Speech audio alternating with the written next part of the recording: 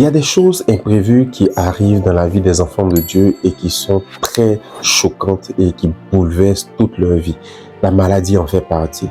Personne ne prévoit la maladie, personne ne s'attend à tomber malade, mais malheureusement, nos vies sont entachées de maladies plus ou moins courtes ou longues et ça détruit nos vies. Raison pour laquelle Dieu n'aime pas la maladie. Et par le sacrifice de Jésus, nous avons droit à la guérison divine et bien plus encore à la santé divine. Dans cette vidéo, j'aimerais parler aux chrétiens qui passent par des périodes de challenge au niveau de la santé. Donc si tu es malade depuis un certain temps ou même si la maladie est récente, cette vidéo est pour toi. Si tu n'es pas aussi malade, tu peux partager cette vidéo à quelqu'un qui passe par des périodes de maladie dont tu as connaissance. Cette vidéo pourra l'aider à pouvoir surmonter cet obstacle. Donc je partage dans cette vidéo 3 clés simples mais pratiques qui vont permettre de surmonter l'épreuve de la maladie dans la vie du chrétien. Moi, c'est Melchizedek Abaka et sur cette chaîne, nous parlons d'expérimenter l'amour et la puissance de Dieu par la simplicité de l'évangile.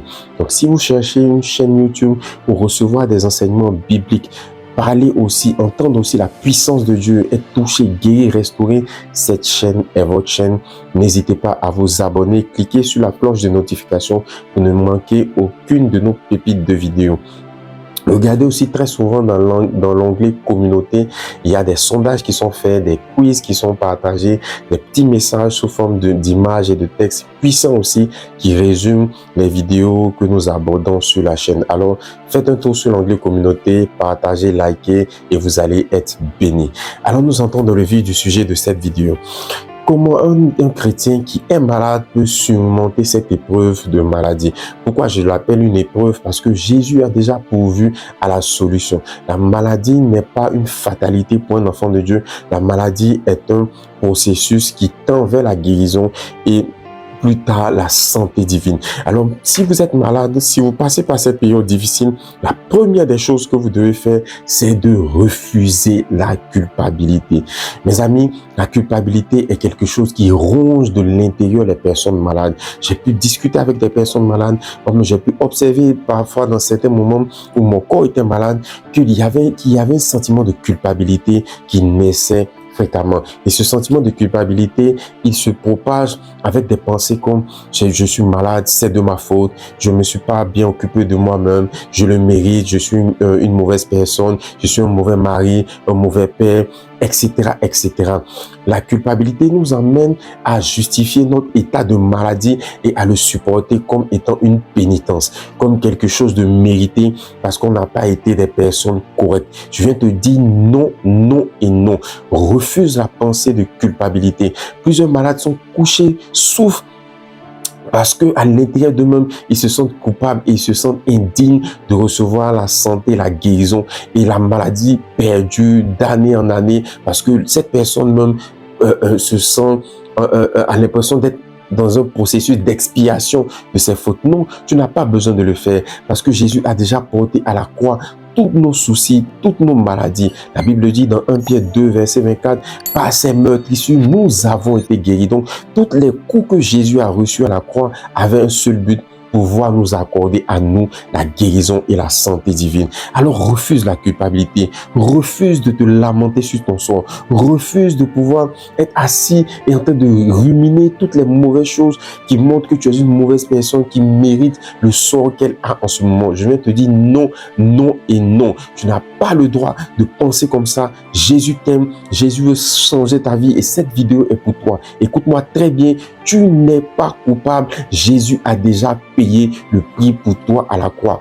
Jésus, lorsqu'il s'apprêtait à guérir les malades, ne leur disait jamais tu as péché, tu es coupable. Non, il dit veux-tu être guéri? C'est ça la question. Est-ce que tu veux être guéri? Si tu veux être guéri, Jésus peut t'apporter la guérison. À ceux qui ont soif, il sera donné à boire. À ceux qui ont faim, il sera donné à manger. De quoi as-tu faim? De quoi as-tu soif? Qu'est-ce que tu désires le plus? Parce que la culpabilité nous emmène dans la maladie à pouvoir rester dans le statu quo, à ne plus vouloir faire d'efforts, à recevoir l'empathie, la pitié des gens autour de nous. Et quelque part, ça nous donne un sentiment d'être important aux yeux des autres ou de recevoir de la mendicité, de la pitié. Non, tu vaux mieux que ça. Tu vaux mieux que ces choses. Tu dois te lever. Tu dois continuer à avancer dans la vie. Il y a des choses importantes que tu dois réaliser pour toi, pour ta famille, pour les personnes qui croient en toi. Alors, lève-toi de ce lit de maladie, marche, va vaquer à tes occupations, va réaliser tes rêves. Il y a le monde t'attend. Il y a beaucoup de belles choses que tu dois encore voir. Tu n'es pas à la fin de ta vie. Donc, sors de cette culpabilité parce que la Bible parle du diable comme étant l'accusateur des frères. Donc, il vient nous accuser à chaque fois, nous rendre coupables pour nous mortifier. Parce que la culpabilité est pour le diable comme une semence qu'il met dans nos cœurs et il peut aller se balader. Cette semence va porter du fruit qui peut être l'amertume, qui peut être la haine, qui peut détruire notre âme et conduire encore à la découverte d'autres maladies qu'on appelle des maladies psychosomatiques qui sont reliées à l'âme parce que nous-mêmes, à l'intérieur de nous, nous sommes amers, nous sommes découragés. La maladie n'est pas quelque chose de bon. La maladie détruit la vie des hommes. Un homme qui était fort devient faible. Un homme qui était plein de rêves, plein d'ambitions devient quelqu'un de minable, quelqu'un de lamentable. Un homme qui était joyeux devient tout triste. La maladie détruit le corps. La maladie détruit la vie des hommes. Nous devons combattre cette maladie. Nous devons rejeter la maladie avec la dernière énergie et pouvoir permettre à Jésus de recevoir la récompense de ses souffrances. Parce que Jésus a souffert pour que nous soyons non seulement sauvés, mais que nous soyons aussi guéris et qu'on puisse marcher dans la santé divine. Donc, alors, la première des clés en tant que chrétien pour faire face à cette situation de challenge au niveau de la santé, c'est de refuser la culpabilité. Et nous allons lire ce verset qui confirme cela. Luc chapitre 14, verset 2 à 5. La Bible dit, « Et voici un homme hydropique était devant lui. Jésus prit la parole et dit au docteur de la loi, « Est-il permis ou non de faire une guérison le jour du sabbat ?» Il gardait le silence. Alors Jésus, saisissant cet homme, le guérit et le renvoya, puis leur dit, « Lequel de vous, si son fils ou son bœuf tombe dans un puits, ne l'en retirera aussitôt, même le jour du sabbat ?» Donc pour Jésus, tomber malade, c'est comme tomber dans un puits. C'était quelque chose d'imprévu. Personne ne prévoit tomber malade. Personne ne s'imagine en train du jour au lendemain, en train de ne plus pouvoir marcher, en train de ne plus pouvoir aller à ses besoins dans les toilettes. C'est vraiment des situations inimaginables. Et pour Jésus, c'est comme cela la maladie. La maladie est imprévisible. C'est comme tomber dans un puits. Personne ne se relève un matin en faisant un programme. Vous dites, dans ma to-do list aujourd'hui, je dois tomber dans un puits et ensuite je tombe dans un puits. Non, c'est quelque chose qui advient, qui nous surprend. Et ça fait que nous ne sommes pas préparés à vivre les épisodes de maladie. Et ça joue sur notre foyer, ça joue sur notre travail, notre rendement de travail, sur les différents domaines de nos vies. Et Jésus n'aime pas la maladie. Alors arrêtez de vous culpabiliser, sortez de la culpabilité. Jésus ne vous culpabilise pas. Au contraire, il a la solution pour vous. Croyez seulement et vous verrez sa gloire dans le nom de Jésus. La deuxième des choses que j'aimerais partager maintenant, c'est que celui qui souffre doit prier. Ça, c'est vraiment quelque chose d'important. C'est vrai que c'est difficile à dire et à faire lorsqu'on est malade, mais tu dois prier. Tu ne dois pas juste te coucher et prendre des médicaments à longueur de journée. Tu ne dois pas juste te fier au diagnostic des médecins. Les diagnostics des médecins vont t'alarmer, vont te décourager, vont t'abattre. Tu ne dois pas mettre toute ta foi dans les médicaments des médecins. La médecine est très bonne, mais c'est Dieu, c'est Jésus qui guérit. Mettons d'abord notre foi en Jésus pour la guérison divine. C'est cela que nous manifestons, nous traduisons par la volonté de prier. Vous devez prier. Si tu es malade, tu dois prier. La Bible dit dans Jacques chapitre 5, verset 13, « Quelqu'un parmi vous est-il dans la souffrance ? Qu'il prie. » Donc la prière vient répondre à un état de souffrance. Et la maladie fait souffrir le corps, la maladie fait souffrir l'âme, la maladie fait souffrir l'esprit. Donc chaque fois qu'il y a cet état de souffrance, Dieu nous donne une solution. Nous devons prier. Alors prends un effort, fais un effort sur toi-même et entre dans la prière. Décide de confier ta vie entre les mains du Seigneur. Décide de confier ta santé entre les mains du Seigneur. Laisse les médecins faire leur travail, mais fais le tien. confie ta vie à Dieu. C'est lui qui est le meilleur des médecins, c'est le plus grand des guérisseurs, c'est le plus grand des docteurs. Et je vous partage une expérience que moi j'ai vécue. J'étais très malade de mon corps à un certain moment, près de 40 degrés de fièvre, je ne savais pas ce qui m'arrivait en plein milieu de la nuit. Je commençais à grelotter. J'avais tellement froid. Ma femme était apeurée, choquée. Je ne savais pas ce qui m'arrivait. Et la pensée m'a dit, il faut que tu pries, il faut que tu pries. Alors, je suis allé sous la douche, j'ai ouvert le robinet d'eau, j'ai laissé l'eau froide couler sur ma tête, je grelottais, j'étais sous l'eau comme ça et j'ai commencé à prier.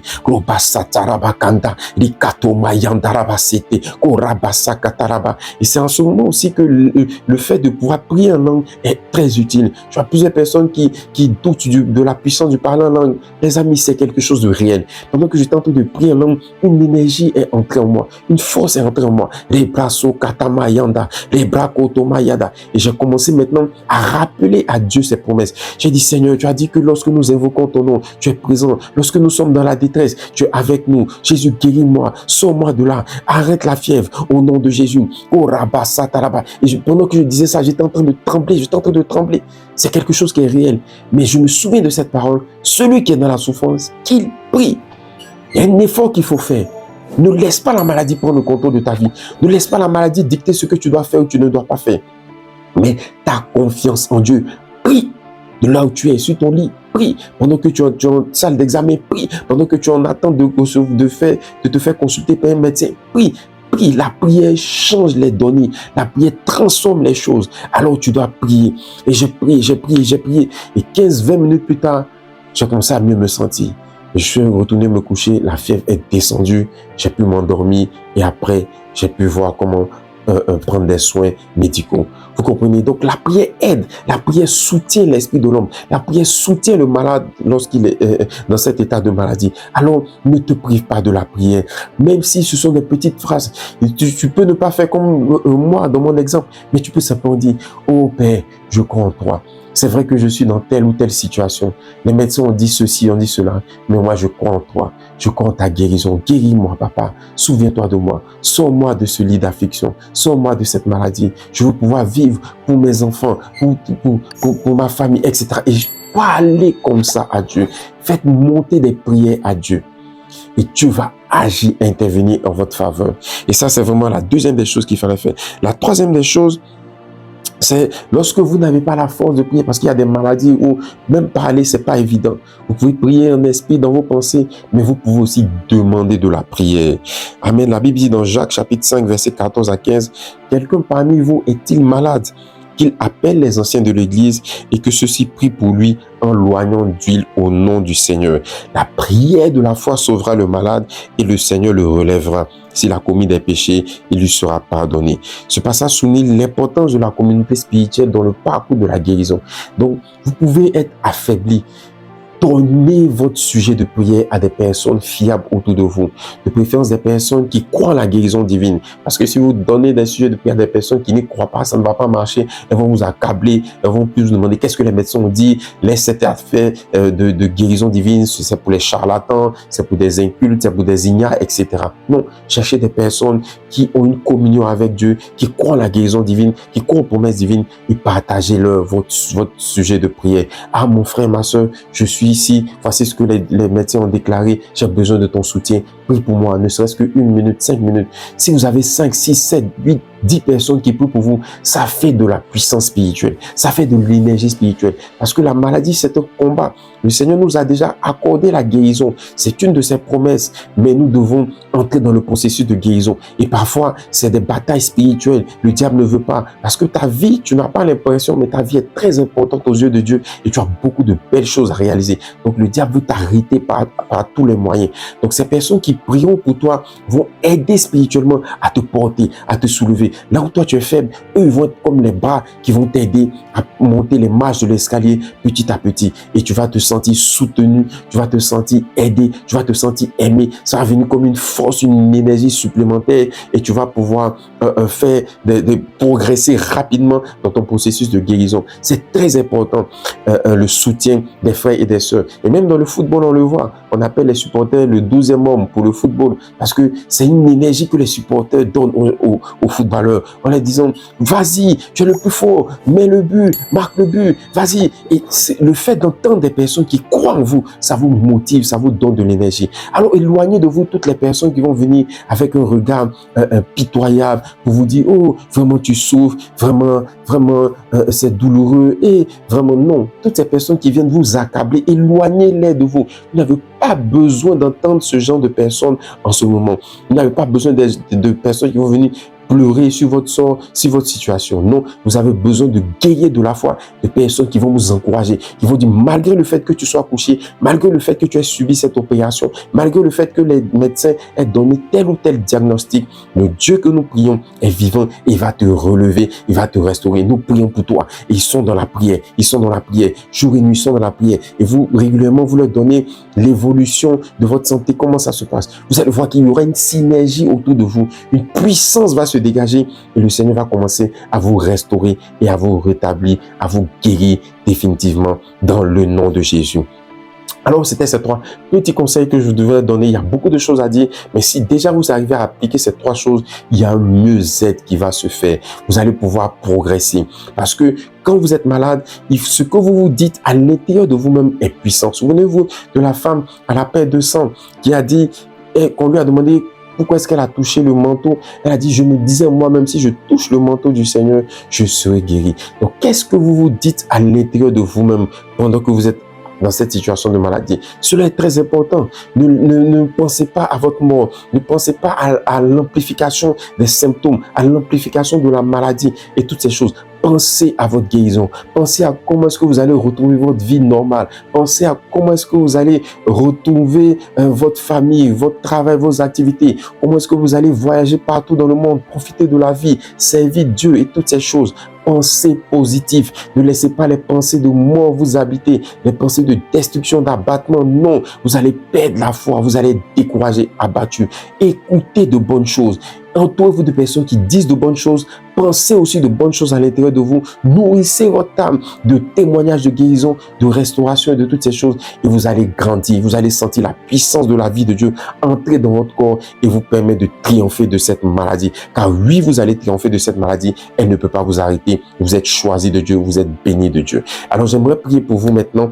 Toi qui regardes cette vidéo, qui a peut-être un défi de santé, je déclare maintenant la paix du Seigneur dans ton corps. Je déclare maintenant la santé divine dans ton corps. Je déclare maintenant que tu es béni à tous égards au nom de Jésus. Je chasse la maladie, je chasse les esprits de mort au nom de Jésus. Je déclare la santé dans ton corps. La douleur disparaît au nom de Jésus. Le diagnostic des médecins est changé au nom de Jésus. Tu refais d'autres examens et tu as un témoignage glorieux maintenant. Là où il y avait des problèmes de mobilité dans les articulations, tu es guéri maintenant. Là où tu avais des problèmes au niveau des yeux, tu vois bien maintenant. Là où tes oreilles étaient bouchées, elles se débouchent, tu entends clairement au nom de Jésus. Là où ton cœur avait des palpitations, tu es guéri maintenant. Tu es guéri de l'asthme et des maladies respiratoires. Au nom de Jésus, la boule qui était dans ton ventre disparaît au nom de Jésus. Tout ce qui était gonfleur, nodule, gonflement, toutes ces choses disparaissent au nom puissant de Jésus. La main de Dieu est sur toi. Que j'ai cité ta maladie ou pas, toi qui tombes sur cette vidéo, qui a besoin de recevoir la guérison, reçois la guérison divine.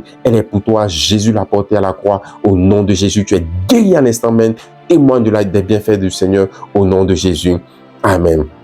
Alors, si cette vidéo vous a fait du bien, vous pouvez la partager à quelqu'un qui en a besoin, qui passe par des défis de santé. Cette vidéo va lui faire du bien. Mettez aussi en commentaire si vous avez expérimenté quelque chose en écoutant cette vidéo. Nous allons rendre gloire à Dieu. Si vous avez été guéri, restauré, nous avons besoin de recevoir vos témoignages.